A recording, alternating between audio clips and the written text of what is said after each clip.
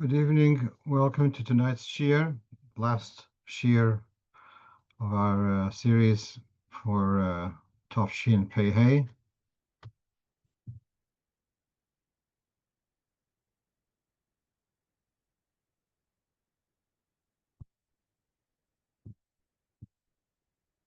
Today's shir is dedicated in memory of Rabbi Joseph Chaim Teller, whose yahrzeit is on the second day of Rosh Hashanah, dedicated by his families Teller and Rabin.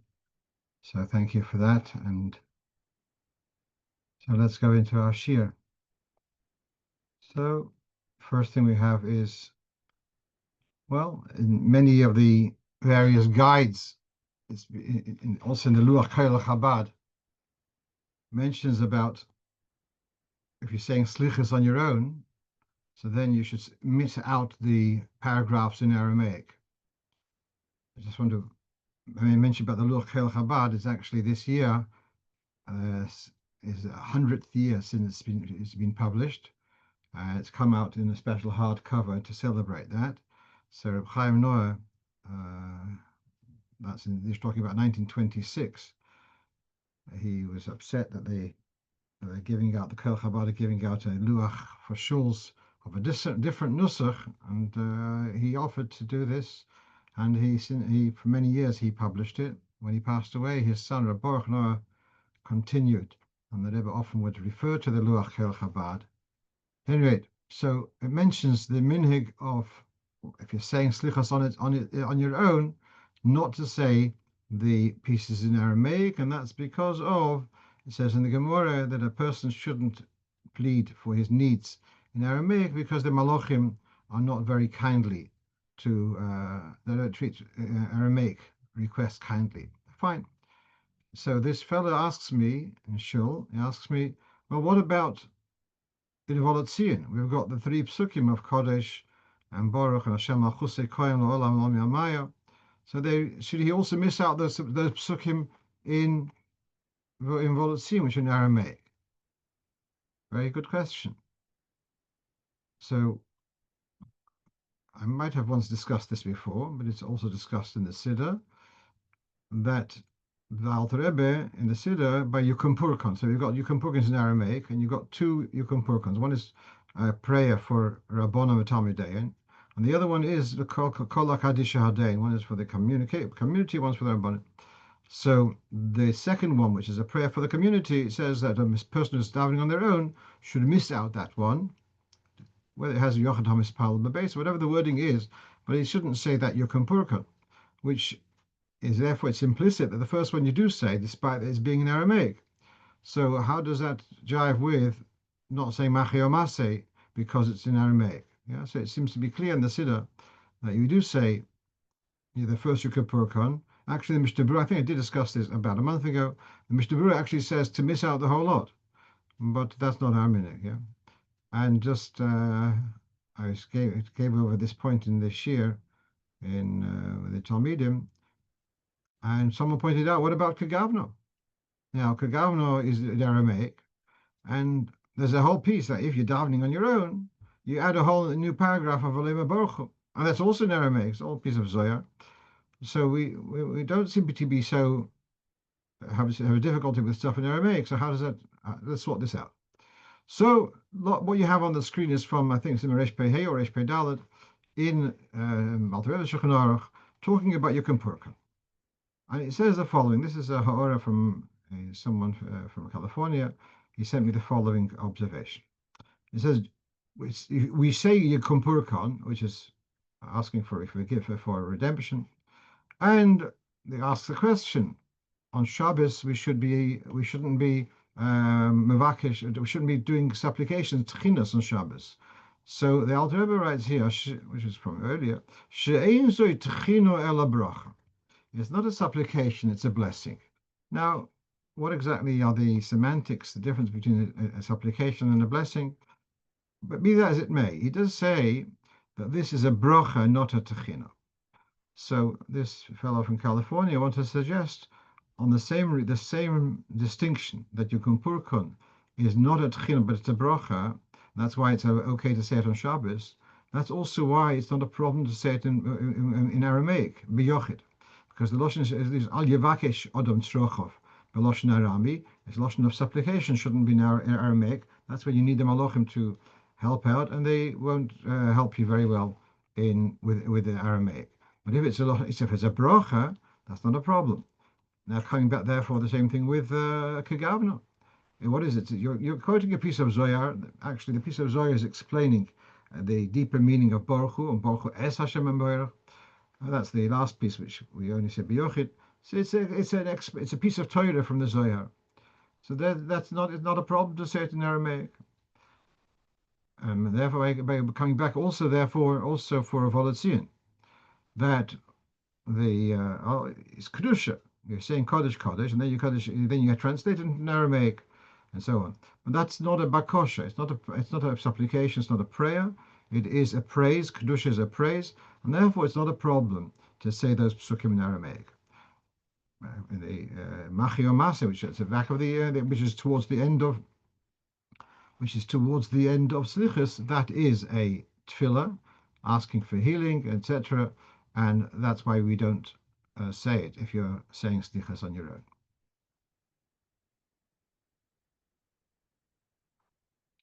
I'm going to address something which is not on my list of questions, but I've been asked this several times. And what is it? How do you handle if you are davening with a minyan, Slichus, and they're a little bit ahead of you? How do you deal with the Yud Gimel Midas Harachmim? Yeah, how do you deal with the Yud Gimel Midas Harachmim whilst the minyan is ahead of you? And my advice was that actually Yud Gimel Midas Harachmim have to be said with the minyan, and the other way around. When a minyan says Yud Gimel Midas Harachmim, you have to say it with them. Actually, someone sent me this week. He says he davens in a non-Chabad minyan, and they have more times Yud Gimel Midas Harachmim than we do. So I didn't check that out. We have 4 times. First, 1 time Kel Erech Apayim, and then 3 times Kel Melch Yosef. We have 4 times in the regular slichas, but they have more.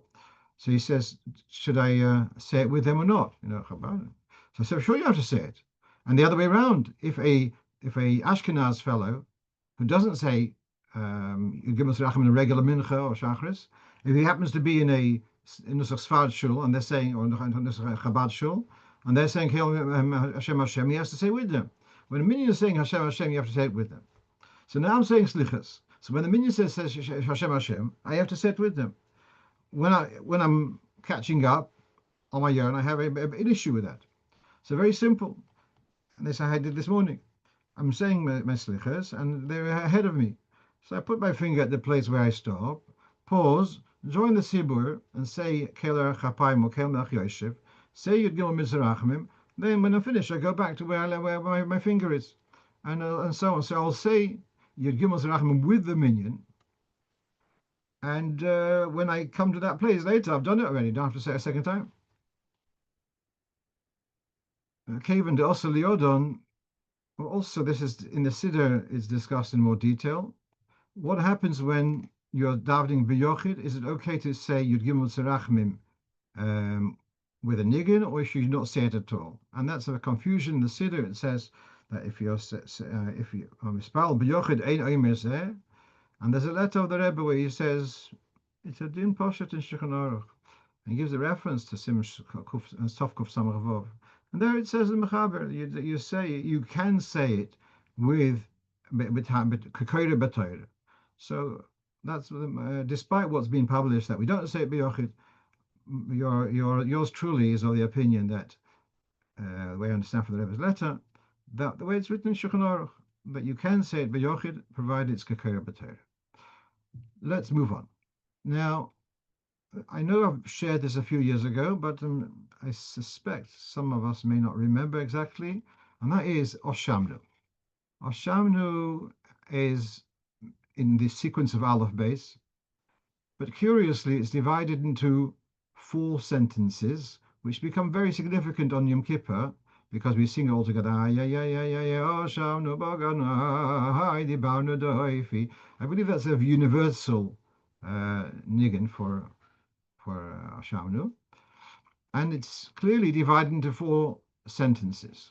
I know in the newest version of the Slichas, one of the new print, they've taken away the colons in those places, but this is the way it is traditionally.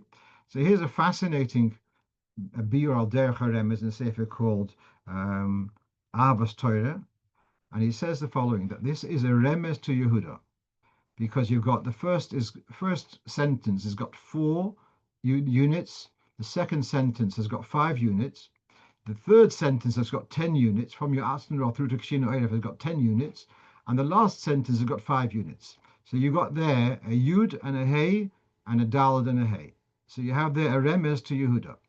But of course, you're going to ask what happened with the Vov. So he suggests 2 suggestions. One is that for Ava Anachnu Hishanu, or he says another fascinating thing, that if you look carefully in this Oshamnu, which is meant to be only 22 words, the Chayra, because it's 22 letters in the Aleph base, but they're actually 28 words, because Dibarna Doifi is 2 words, Tafal Noshek has 2 words, Yatsunu Roy is 2 words, and Kishino Erif is 2 words. So that's 4 extra words to the Aleph base. Then Tov has 3 innings, and so therefore in all you got 6 extra words. So that the 6 extra words in Oshamnu is the Vov, the remes to the Vov of Yehuda. So it's al derech haremes, but I haven't seen anything better. I'm sure there is something al derech hapshat, but that's what actually one of the boys suggested, that because it has double words by dibarna doifi and tifalna sheker and keshina oirev, it's double words. That's why you pause there. I'm not sure what's the logic in that, but fine. Also, by the way, you also have your atzmiro. It's also a double word, but fine. So that's that. Just one more point whilst we're at it. In the Siddur, I've quoted that the first print of Chabad, of the Alter Rebbe Siddur, the word T-Avnu is spelled actually with a komatz, To-Avnu, rather than T-Avnu. The exact difference in translation, I'm not sure. We're going to go on to another timely Inyan. So someone asks me, he sees in the Chabad Slichas, we discussed the slichas recently, about 2-3 weeks ago, possibly, and how the Rebbe sought to print it in Tov Shin Tesvov. And okay, so now there is a word here, chashucha, spelt with 2 cheses, and that word does not exist in Hebrew, has no meaning. So what's going on here? This poem starts off Ein midas bosor midosecho, and it's talking about the contrast of how things were good for Eden, and then they are brought down. So what we have here is it's like a bit of a rhyme: hipuch, shipuch, hapuch, bapuch. That's the rhyme here. It's also in alphabetical order. So you got Zayin, Ches, Tes. So meanwhile, we have this second phrase, or the second part of this sentence, Chibas Rea, the love, the cherishment of the beloved, Kekeren Hapuch. Now, Keren Hapuch is in the English translation, Chabad Slichas, translated like the shine of an emerald. And you can see here it comes from the Posuk in Iyov at the bottom of the screen on the right, where Iyov, towards the end of his life, after all his suffering, then he is blessed with 3 daughters. And he called them, one Yemimo, bright as the day, one is Katzio, like you have spices, Moiro Katzio. The third one, the Shem Hashlish, is Keren Hapuch, like the shine, like the beam of the emerald. That's the Targum has Ismoragdin.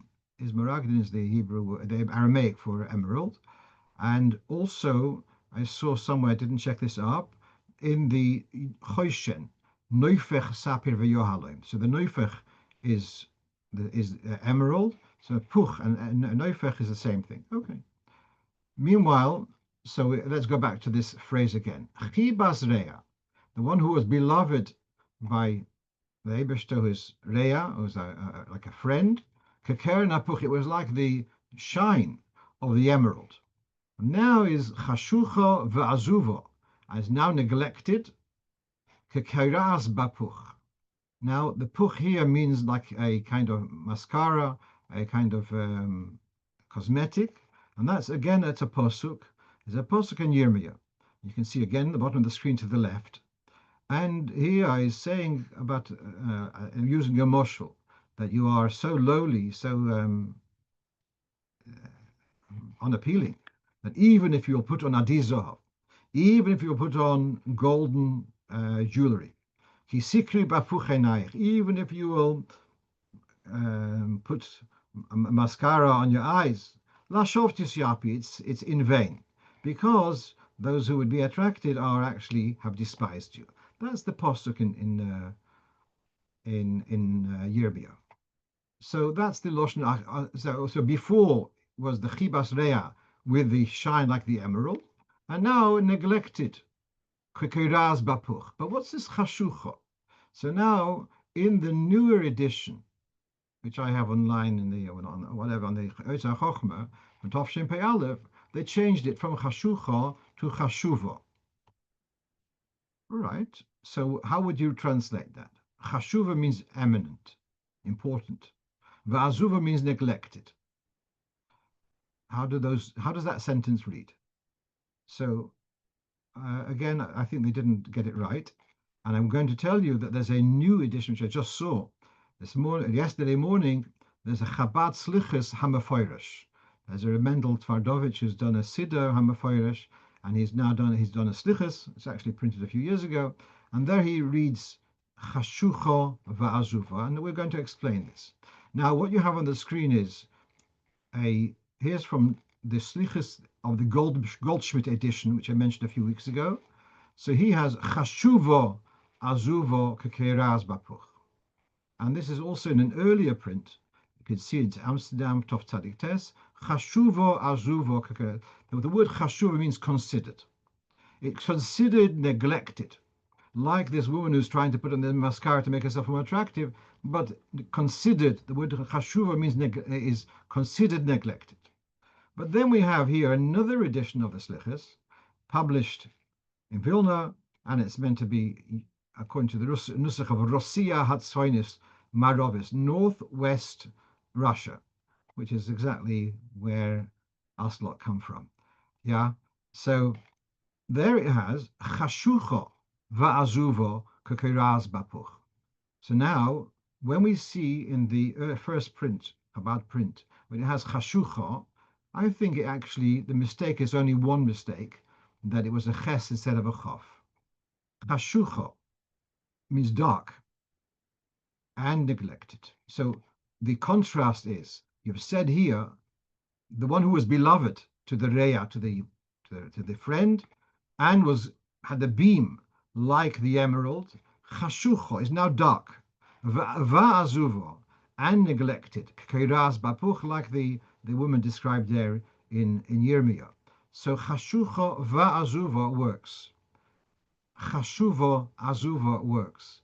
Chashuva va'azuva does not work. That vov, if you use the girsa of chashuva, then chashuva means considered, chashuva azuva considered neglected. If you have the word chashucha, you can say it's dark, she's dark and neglected, then the vov fits there. But chashuva, important and neglected, just doesn't read properly. So, and as I say, in the later edition, Tvardovich with the Mefurish, they've actually gone to this nusach of chashucha va'azuva. Right. I know at the speed I was going this morning, I wouldn't notice this kind of thing, but someone pointed it out to me. Right. Now, the fourth thing on our list for today is when the Chazan takes out the Sefer Torah.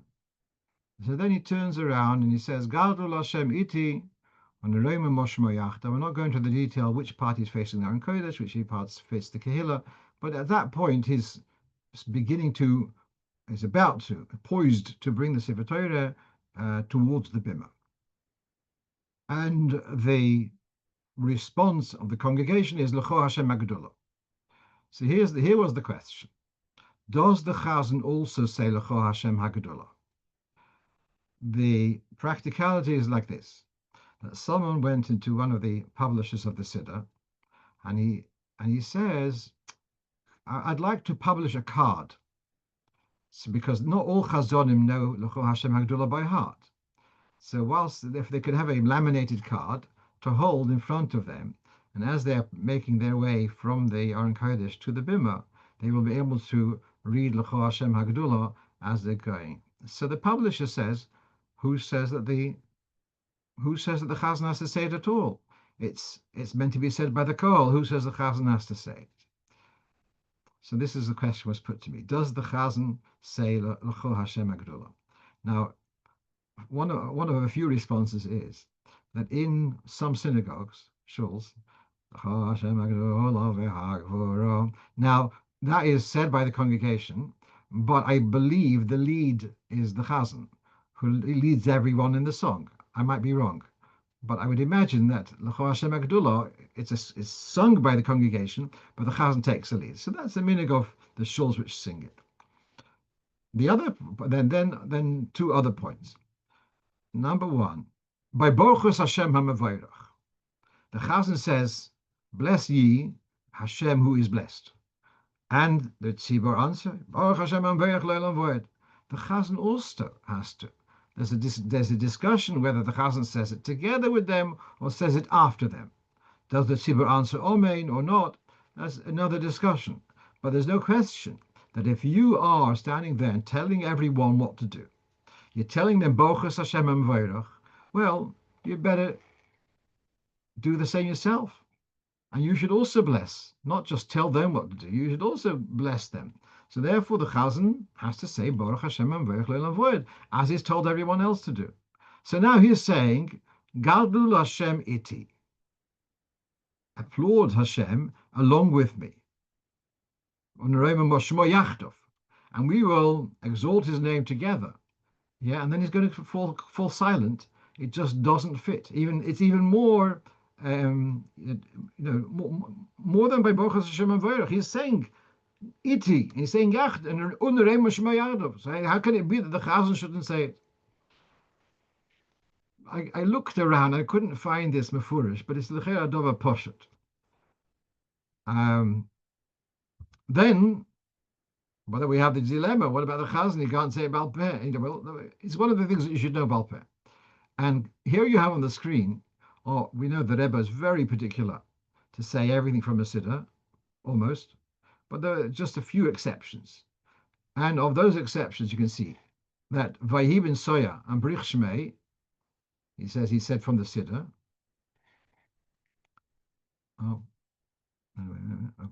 I've quoted the wrong thing. But the next paragraph, this is of the Maaseh Melech, the Rebbe's Hanhogas, that the Rebbe would say, this is one of the few things the Rebbe would say, Baal Peh was the piece of L'cho Hashem Hagdolah.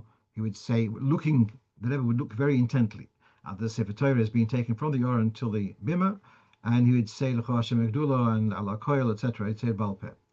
So, yeah. So what does the Chazan? The Chazan should memorize this Baal Peh. He got lots of practice when someone else is a Chazan. And if not, you know what? If you don't know Baal Peh, so when you get to the Bima, you put down the Sefer Torah, go back to your place, take the Siddur, and say it a minute later, till the Gab is finished making all the the other preparations and calling up. You have another minute. You can say it on your own a minute later. It doesn't have to be dafka whilst you're walking around with it. Right, so that's as much as I have to say about it. Perhaps I'll add one more thing. Why is there no Mishnayos on tefillin? Why is there no Mishnayos on tzitzis? And the Rambam says something to the effect that the things which are so well known, you don't have to have a Mishnayos for that. You don't. It's because it's practice every day. People know it. It wasn't necessary to have. Of course, there is a Maseches Ktanos. You have Maseches Tefillin, etc. But it wasn't necessary. Things which are so well known, they don't have to be documented. So this might be one of those. Right, but it's so poshet. Right, let's move on to question number 5, may one teach a non-Jew to read Hebrew?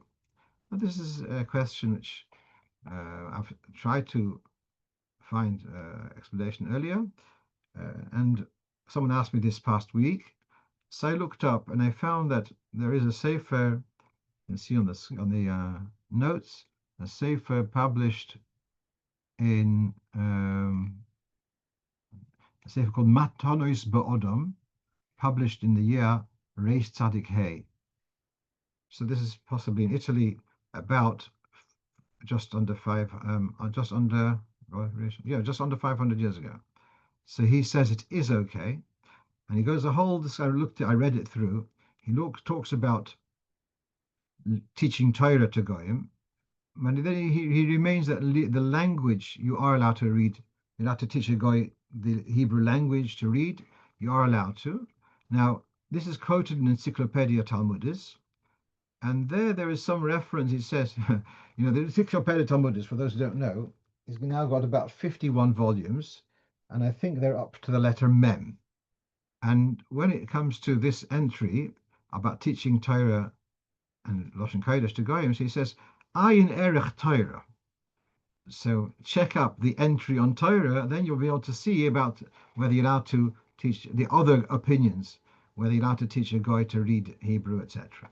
So it's going to be a long time till that volume will come out. So meanwhile, what I have is this sefer, as I said, Sefer Matonos Be'odom, written by some Rabbi Yochanan Tzroa from 500 years ago, who says it is okay.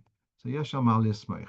The question was here, a shliach was invited by a professor in a university where he's on shlichus to come and give a course in Hebrew, and this would be for the shliach a very valuable foothold into the university, more legitimate as to be there. And he's worried that there may be goyim who will sign up for the course. So is that okay or not? So that's the answer. Yes, it is okay to teach them, especially that nowadays it's so easy for someone. It's not as if you are enabling them, which they couldn't do otherwise. It's so easy to pick up some kind of course somewhere online, etc. So it's not as if you're giving them something which they couldn't get otherwise. I see someone put a question here on the chat.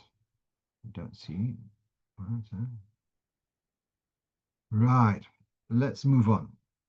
Right. So here comes again a timely question. If the 10th man turns up late for slichus, do we say Kaddish at the end? So I'm going to share with you. I'm going to tell you what happened. Someone asked me this, and before I looked it up, I said, if you still have, if you still have one of the Gimel Midas Rachmim, as I said, we say it 4 times. If one of them are still have yet to be said, and you have your 10th man, okay. But I felt if that's not there, if it's later, if it turns up later, so then I felt it wouldn't be justified. But we're going to read the Mati Ephraim.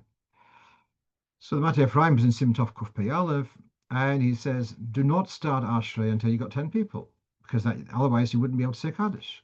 But if it's not practical to wait, so then you'll say Ashrei without a Kaddish. And then you continue to say L'chol Hashem Tzedakah. Then if a 10th man comes just after you finish Ashrei, so then he says, say some psukim and say Kaddish. Now, this is a little bit of a tangent. And that is, this can happen any afternoon that you're 9 guys in shul, 9 men, and you said Ashrei, and then the 10th one arrives. Can you say Kaddish when you didn't have 10 people present at Ashrei? And this is Machlokes of the Taz and Magen Avraham, and one says you can say, one says you can't, and he's taken the view that you cannot. So if you've finished Ashrei and then 10th man arrives, well, say some psukim, because Kaddish is said after a communal prayer, etc. So you say a few psukim, then you can say Kaddish. All right, that's if he comes right after Ashrei. If he comes well after you started Slichas. But look at this, what he says. If the Chazan has not left the Yomid, that means almost towards the end. then you you should say a few slichas or tachanunim, and that will allow you to say Kaddish Tiskabel, which I find very, very surprising, because Kaddish Tiskabel is said after Shmoina Esra. Tiskabel Tzloisun, except their prayers. Why do we say, so for example, after Megillah, we don't say Tiskabel Tzloisun, because it's not a tefillah, and so on. And that's why after Tehillim we say Kaddish Sholem, but no doubt Tiskabel. We don't say just Kaddish, what we call Kaddish Yosem, but Tiskabel Tzloisun is after Nes. Why is Tiskabel said after Slichas? Well, that's because Slichas has got a structure similar to the davening. As the Rebbe brings this from earlier poskim. It has an ashrei, then it has other psukim which correspond, like ashrei, like you have the entry for mincha. Then you have a bit of like a psukim de zimra, all these psukim which we have a collection of psukim. Then you got Yud Rachamim and some slichas, which they are the equivalent of Shemon Esrei.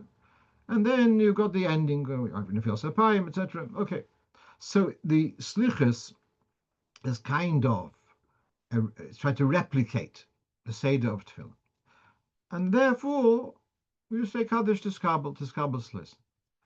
But what's bothering me here is, if you just say a couple of slichas, does that qualify? Therefore, what you've said now qualifies as a tefillah, which warrants saying Kaddish Tiskabel. That's what I'm questioning. But if it does come earlier on, where you are saying Gid Gimel Serachmim or a significant amount of Piyutim, perhaps, I don't know, well then you could even say the Kaddish, the Chatzi Kaddish there, when the 10th man comes in, and then at the end you'd say Kaddish Tiskabel. So it's not such a clear story. Right, let's move on, and that is that someone tells me that here's a Gabe in a shul, and lots of guests there, and they sell Atahareso. And then, how do you remember who bought or how much, etc.? So they have a system. They've got a bag or a box with lots of numbers, and they tell the fellow, tell me what's your telephone number? 0, okay. And then a 7, and then a 9, and they take the numbers from all these little papers, and they put them in sequence. So they put 11, let's say 11 digits, one behind the other, and they put a paper clip.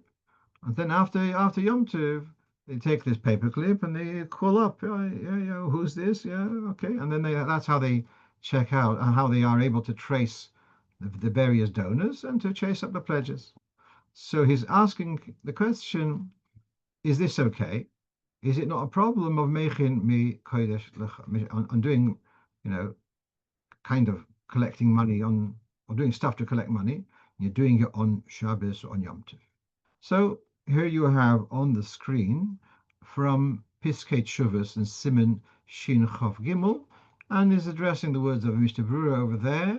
It talks about that the Gaboy Tzedakah, that they would be allowed to have notes for each person's name to remember, and because the Havi Cheftze Shomayim, this is the simple heter, it's Cheftze Shomayim. So, as you say in Zmiris, don't look for it in Lubavitch Hasidah.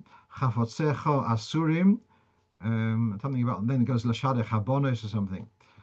So Chafotze, Mimtzoi Cheftzecha, the Pasuk in Yeshaya, Mimtzoi Cheftzecha, do not seek your desires, your needs. So on Shabbos, Chafotzecha Asurim, but Cheftze Shomayim Mutorim. If you are pursuing the needs of tzedakah, etc., there's heavenly needs, so to speak, there you are allowed to.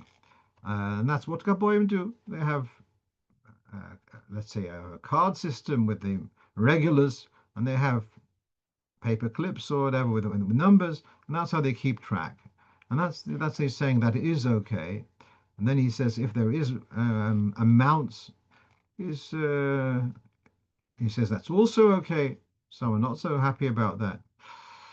And that's why he says how it's minig lahokel to use on Shabbos, catalog cards with the names of mispalalim, and he uses a paper clip which indicates how much the donation was, the pledge was. Right.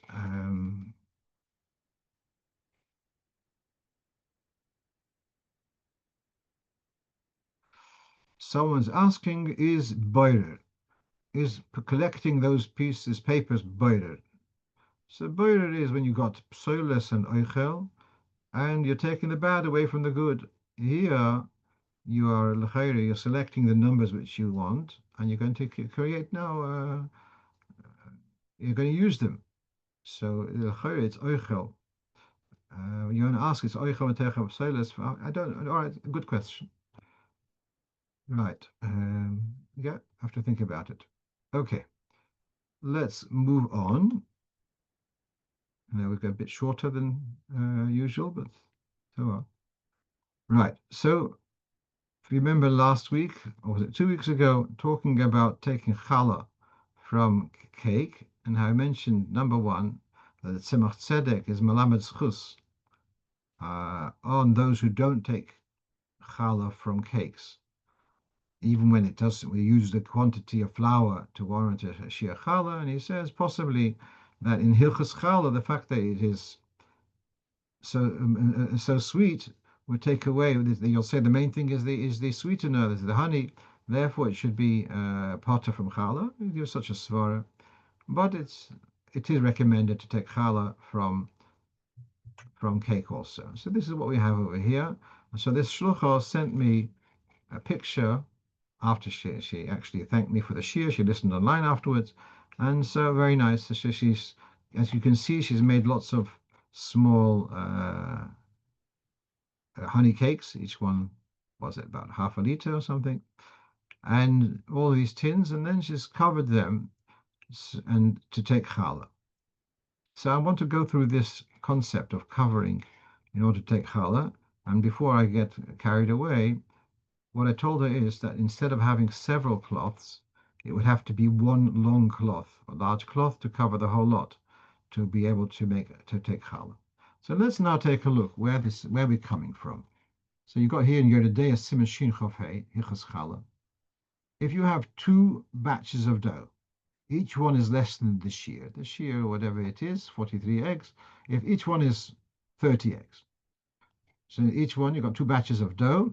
If the two batches of dough are touching one another and a bit stuck to one another, then they combine, and then you can take and should take challah from the combined amount, which let's say in this example would be the equivalent of 60 eggs. If they're not stuck together, but they are in one basket. So then we have the basket combines them. And that is even after they're baked.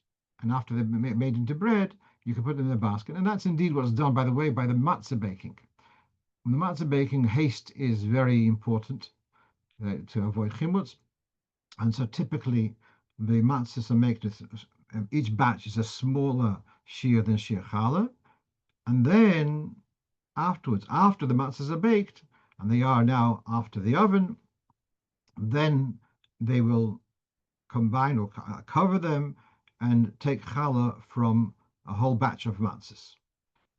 It can be several times in a day, but that's the seder of taking challah after the baking, using the concept of siruf sal. Then the Mechaber adds another line. Yesh mi she'omer. There are those who say that if you cover the bread with a cloth, that is the equivalent of them being combined in a basket. So again, the Shulchan Aruch had said the concept of siruf sal, when you've got multiple loaves, and they are all in one basket. So then we have this idea that the one basket makes them all into one unit. I'm sure you can find various parallels to this in halacha, where the keli is mitzaref, everything shebetoich, everything which is within it, to become a single unit. But here's the chiddush of this later opinion, which says, never mind a basket. Even if you cover them with you cover them with a cloth, it combines them into a single unit. Now, I have a specialist sefer on challah called Chelkas Ben Yomin. He brings one opinion which says it means that you have the cloth underneath and it's wrapped over. But that's not the generally followed opinion. He says Aruch HaShulchan, and that takes the view that it means you cover them with a cloth. So you're going to take, just like you have the idea that the basket combines all its contents to become a single unit. So again, each unit is less than the shir challah. By combining them, it now acquires a chiyuv of challah and you mafresh challah then. And so the same thing he says if you cover it with a cloth. So therefore, I wrote back to her that in future was we said this taking challah from cake. We said Tzemach Tzedek's b'chal is melit, is mamlitz that hayishem lavetz chus that there's yeshal malismech. You don't have to, but even if you do, if you want to be machmer, fine. So then you should cover it all with one cloth rather than just, as you can see, separate pieces of cloth. So that's the benefits of having WhatsApp pictures to be able to see exactly what's going on. You give a psak halacha, then someone sends you a picture. You know whether they did it right or need to be take it further. Right, that's as much you have on your list. I want to address one more point, and that is, which is added to my list after I sent out the list this afternoon, on Erev Yom Kippur. So the women light candles at home and they say Shechianu. The men don't light candles. When do they say Shechianu? So here actually there's a Gemara in Erevin. Gemara Erevin asks, why don't we make Kiddush? Why don't we make Kiddush on Yom Kippur?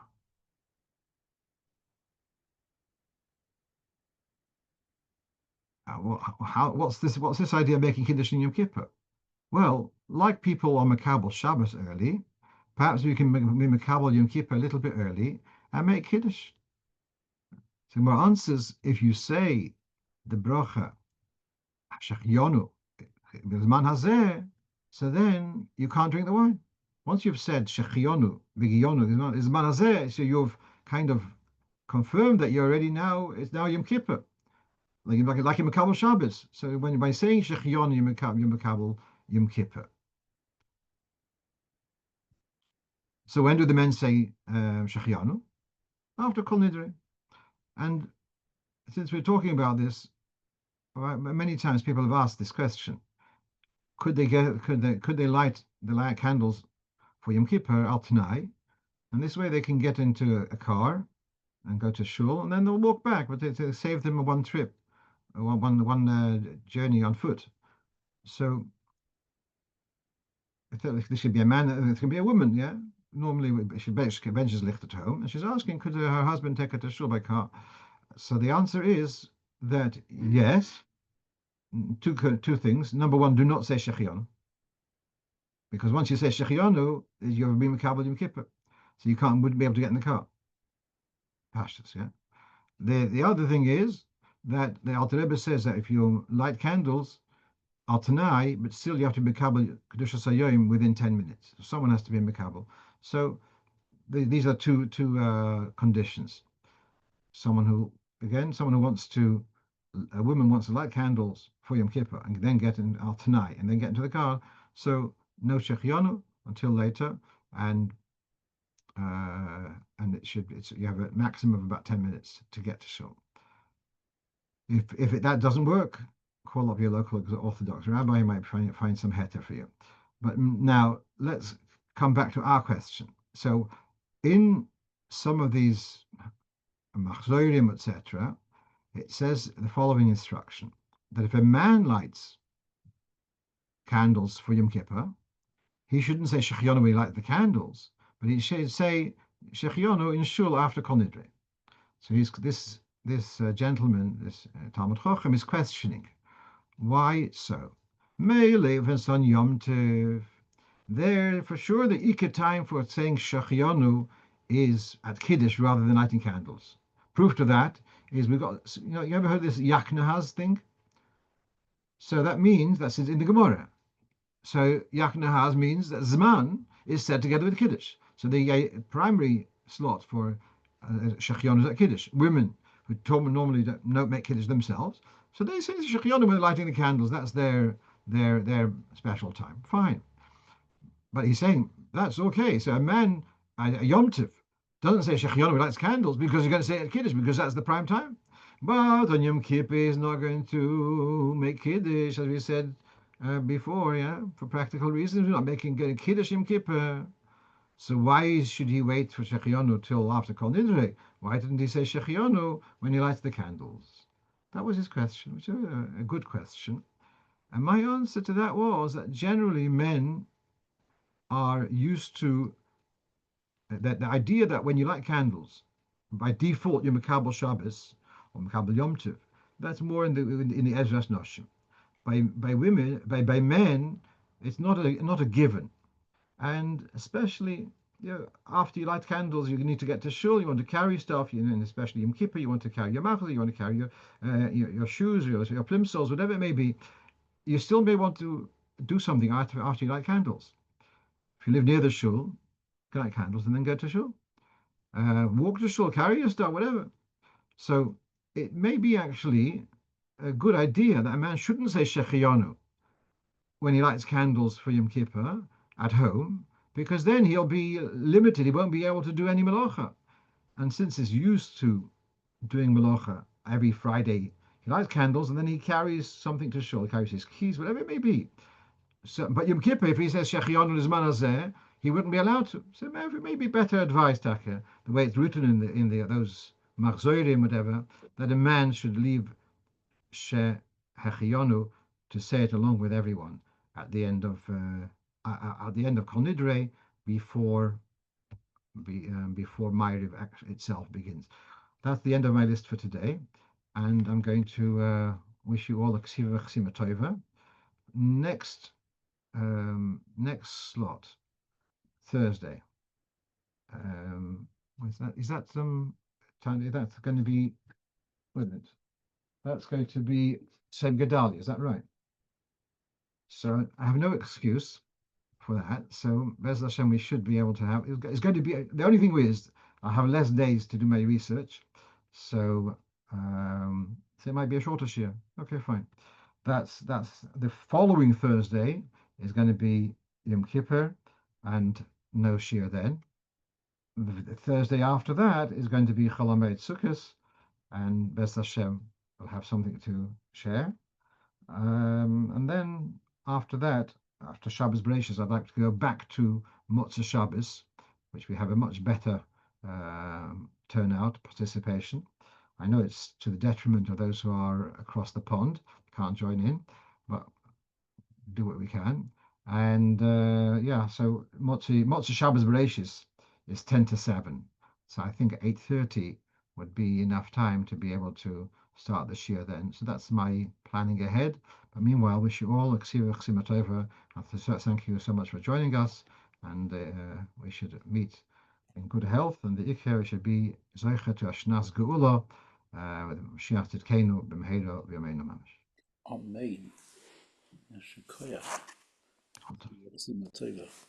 chsima. Yeah, yeah,